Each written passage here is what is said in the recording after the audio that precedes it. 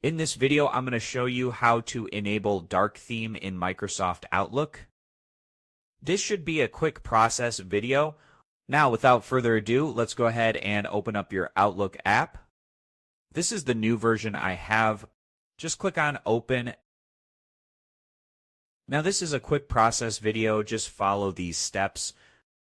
First thing you need to do when you have this window open is just go ahead and click on the gear icon that's located at the top right. Just click on it. The gear icon is Settings, and now when you access Settings, this window will pop up for you. Just go ahead to the left and click on General.